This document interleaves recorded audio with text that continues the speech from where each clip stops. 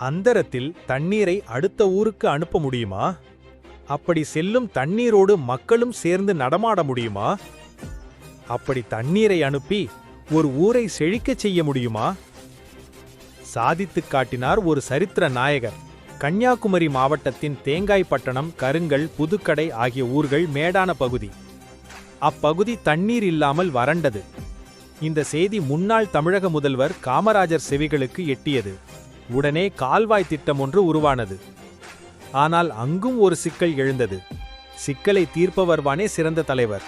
சிற்றாறு அணையில் உள்ள தண்ணீரை கால்வாய் மூலமாக வறண்ட பகுதிகளுக்கு கொண்டு வரலாம்.